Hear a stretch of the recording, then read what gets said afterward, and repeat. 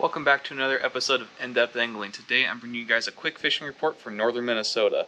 We're at the end of July now and water temperatures have been hovering around the mid to upper 70s in most area lakes where I'm at up here in northern Minnesota. Depending on the water clarity that you have in your lakes and the total depth, the walleye have been having a couple different patterns going on. There's a deeper bite and a shallower bite.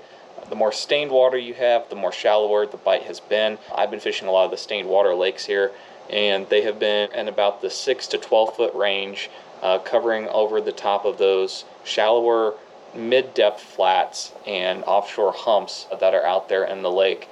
They're still holding on to some of the structure I was finding them on back in June, and around some of the rocky structures that you would find good current or wind pushing up against. The best bite's been in the early morning and evening hours during those low light periods right before storms, or during the days that we have some more cloud cover. It's been a little bit better and more of a consistent bite throughout the day. I've also been having really good success with the crappie, bluegill, perch as well up in those shallower depths during the evening hours, especially right as the sun's just getting ready to go to set, or right as the sun is coming up earlier in the morning. Crappie have been hanging out near around the weed lines. Crappie have been really relating towards woody structure as well, like sunken trees, anywhere you're finding old standing timber, old laydowns and stuff that stick out into deeper water and your drop-offs and stuff like that.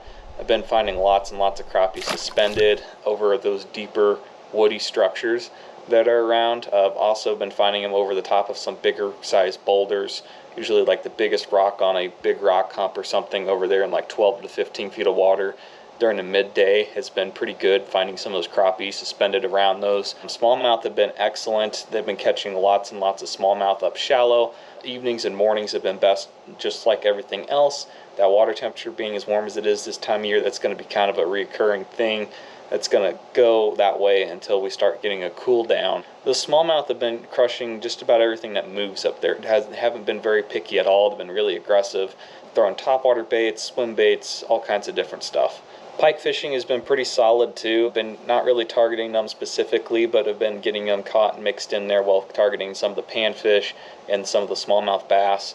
They've been really good fishing around the weed lines still. There's a lot of them up shallow in the weeds. There's some also out suspended in those same places around where the crappie are and those walleye. The walleye have been hugging really tight to bottom, so working slow, trying to keep your baits down near the bottom has been really key. Mixed in with some of the crappie, walleye, and bass have been some really nice sized bluegill that have been coming kind of randomly on some of my trips out there as well. I've been catching some of them in the 8 to 10 inch range, so pretty nice sized bluegill are biting too.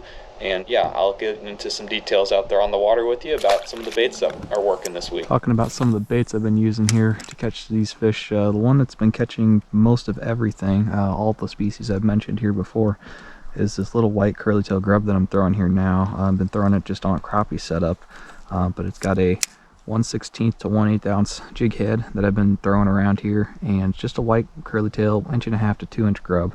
And I've been throwing that up in the shallows for a lot of those shallow fish, and out over suspended areas for those fish that are hanging out over the flats and humps in the middle of the lake. Just reeling that thing back in, just keeping it just right around the bottom or just above.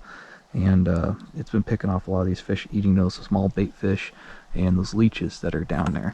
Everything from rock bass, perch, walleye, crappie, smallmouth, big northern, everything this week has been eating those. So that's been good. The other thing that's been really pretty good here for me lately has been the swim bait, and that's been catching me a little bit larger size walleye. Those fish that are eating those Cisco that are hanging out up here, those bigger bait fish that I have in a lot of these lakes that I'm fishing. This is just a paddle tail swim bait, like a Strike King Rage Swimmer, and I've cut it down just a little bit to match the size of the bait I've got here, but I've been throwing that out there on my crankbait swim bait rod, and been reeling that back in a little bit more aggressive, catching some of those more active fish that are a little bigger, wanting a bigger meal than that grub. And that's been going through here and covering a lot of water with it. It's been working well for the smallmouth that are up shallow here as well, and it's caught me a handful of pike. Another bait that's been doing very good for me up here lately has been this jerk bait. This is a Mega Bass Vision 110.